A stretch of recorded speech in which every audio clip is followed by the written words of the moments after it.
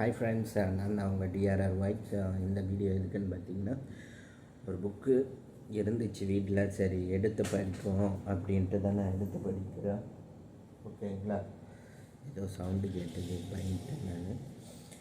அந்த புக்கோட பேர் பார்த்திங்கன்னா the subtle art of not giving a fuck. ஓகேங்களா? கெட்ட வார்த்தை பேசல, இந்த புக்கோட இதுவே அதுதான். ஸோ இப்போ போகலாம். மறுபடியும் சொல்லிடுறேன். புக்கோட நேம் வந்துட்டு the subtle art of not giving a fuck. The subtle art of not giving a fuck. Okay, அதில் பார்த்திங்கன்னா மொத்தம் 9 சாப்டர்ஸ் இருக்குது. ஒவ்வொரு சாப்டர்ஸுக்கும் ஒவ்வொரு டைட்டில்ஸ் இருக்குது. அந்த டைட்டிலுக்கு கீழே 4 ஓரியன்டட் ஸ்டோரிஸ் இருக்குது. ஓகேங்களா? ஃபஸ்ட்டு பார்த்தீங்கன்னா சாப்டர் 1ல் பார்த்தீங்கன்னா டோன்ட் ரைட். இதை நான் 2-3 வாட்டி படிச்சிருக்கேன்னு நினைக்கிறேன், இருந்தாலும் படிக்கிறேன். Don't right.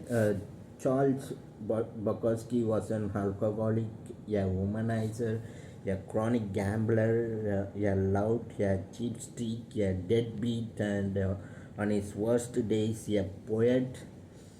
Is probably the last person on earth you would ever look to for life advice or expect to see in any sort of self-help book. நம்ம ஸ்டோரியை முடிச்சிடும், அப்புறம் எனக்கு புரிஞ்சதை நான் சொல்கிறேன் இதில். Which is why is the perfect place to start. Bukowski wanted to be a writer, but for decades his work was rejected by almost every magazine, newspaper, journal, agent, and publisher he submitted to. His work was horrible, they said, crude, disgusting, depraved, and as the stakes of rejections slips piled up, the weight of his failures pushed him deep into an alcoholic-fueled depression that would follow him for most of his life.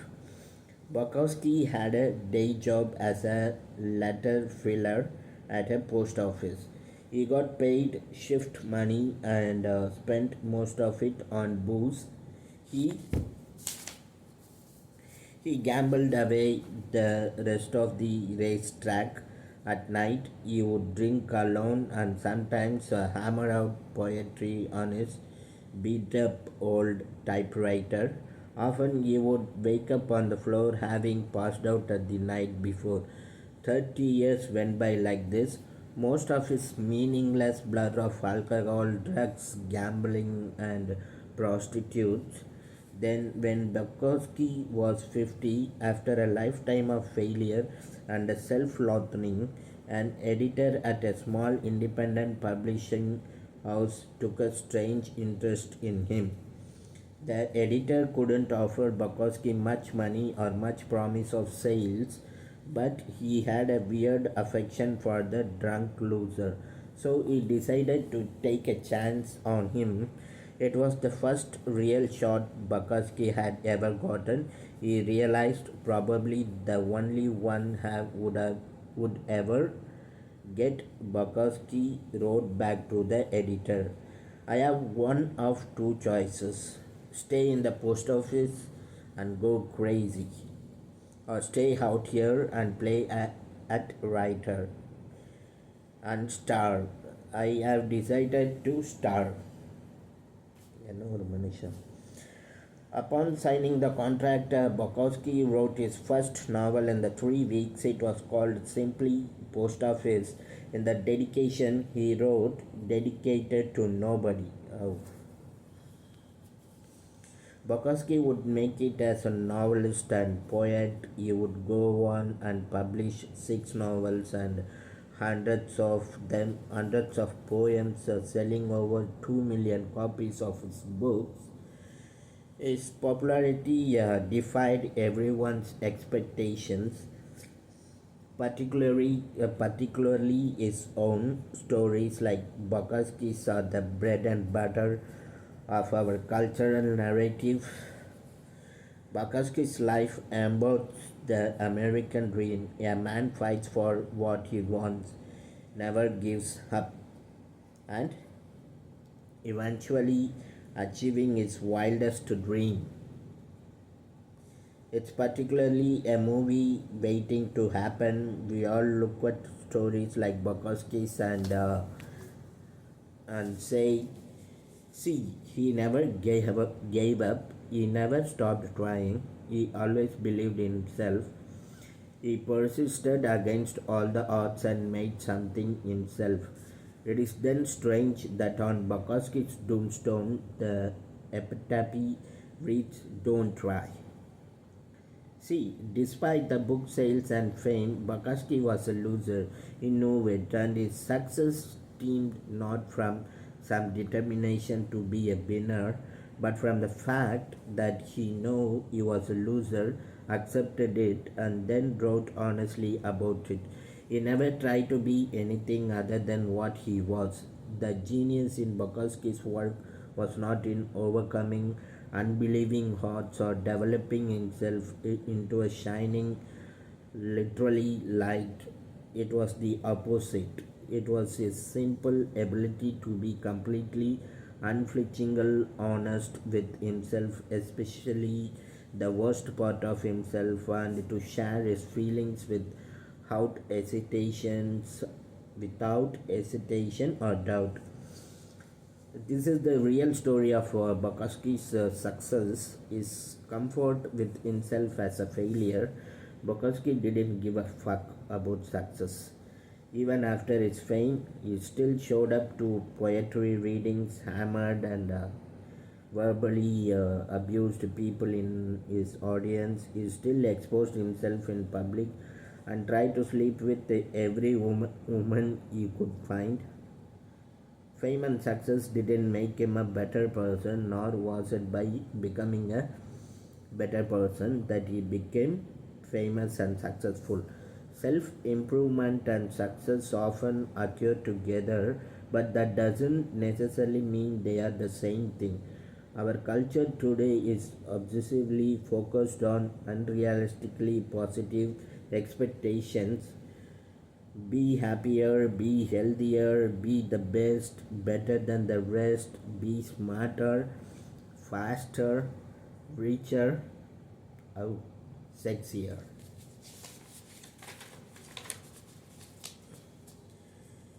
More popular, more productive, more enlightened, and more admired. Be perfect and amazing and crap out 12 karate gold nuggets.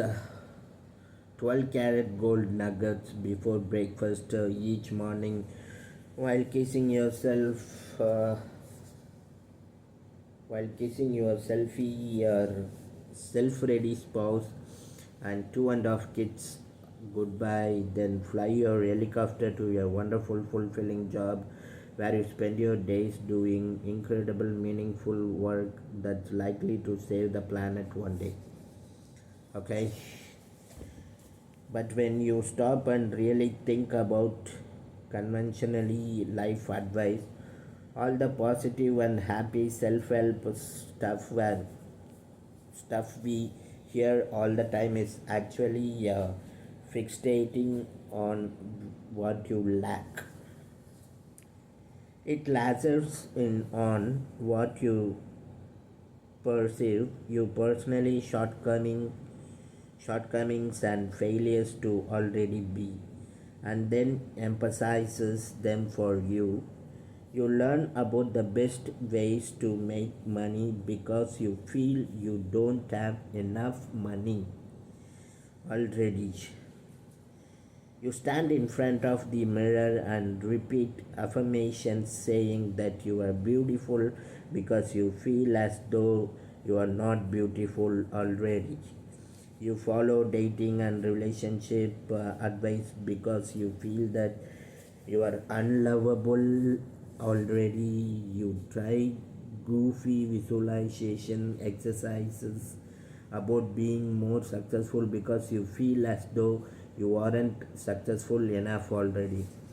Ironically, this fixation on the positive, on what's better, what's superior only, serves to remind us over and over again of what we are not, of what we lack, of what we should have been but failed to be. After all, no truly happy person feels the need to stand in front of a mirror and recite that she is happy, she just is. She just is. That's a saying in Texas. The smallest dog barks the loudest. A confident man doesn't feel a need to prove that he is confident.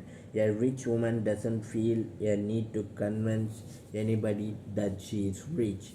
Either you are or you are not. And if you are dreaming of something all the time, then you reinforcing the same unconscious, excuse me, sorry friends,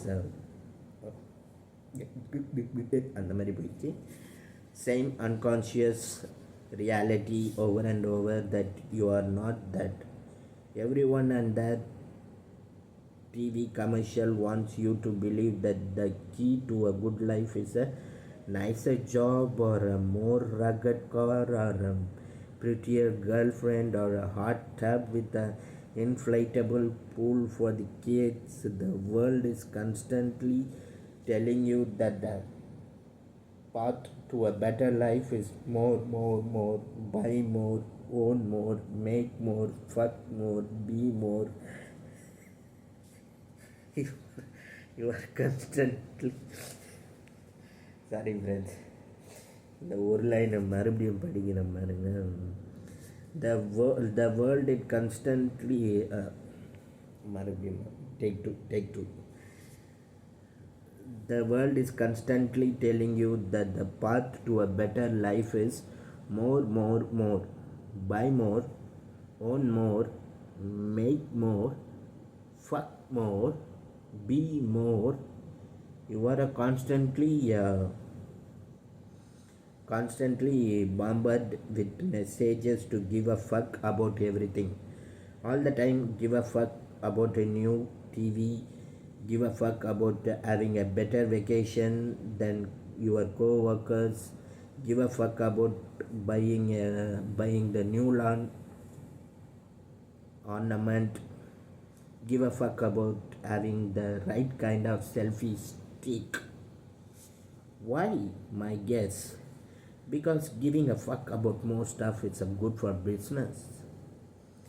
And while there's nothing wrong with good businesses, the problem is that giving too many fucks is bad for your mental health.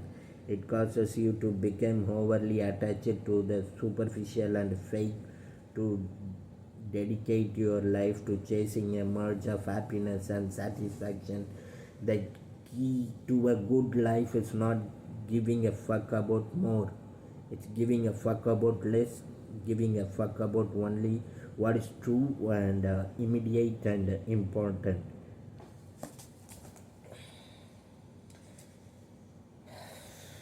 So ஒரு கதை படிச்சிருக்கேன். அது நான் இன்னும் நல்லா படித்து தான் உங்களுக்கு எக்ஸ்பிளைன் பண்ண முடியும்.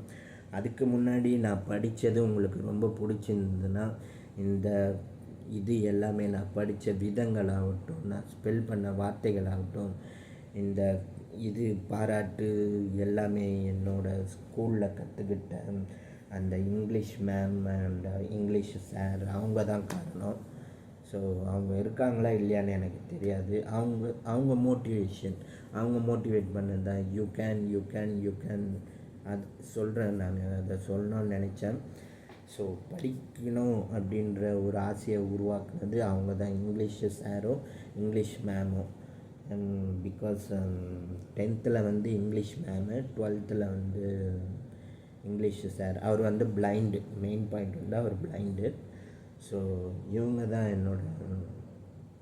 கண்டிப்பாக நான் இந்த அளவுக்கு ஏதோ படிக்கிறேன், ஏதோ எனக்கு தெரிஞ்ச அளவுக்கு நான் படிக்கிறேன், ஒரு இடத்துலையும் தடுமாறாமல் நான் கரெக்டாக படிச்சுட்டு போகிறேன்றது என்னோடய தாட்டு. ஆனால் கரெக்டாக படிக்கிறேன்னா இதுக்கு காரணம் அவங்க 2 பேர் தான். அவங்க 2 பேர் எனக்கு ஞாபகம் இல்லை. என் கூட படித்தவர்களுக்கு ஞாபகம் இருந்தால் கமெண்ட் செக்ஷனில் அதை கமெண்ட் செய்யவும். நான் தெரிந்து கொள்கிறேன், நான் மறந்துவிட்டேன். மறந்ததுக்கு மன்னிக்கவும். இந்த வீடியோவை பார்க்குறவங்க பார்த்துட்டு எல்லார் மாதிரி நானும் சொல்கிறது தான், லைக் பண்ணுங்கள், ஷேர் பண்ணுங்கள், சப்ஸ்கிரைப் பண்ணுங்கள், பெல் ஐக்கானை கிளிக் பண்ணுங்கள்.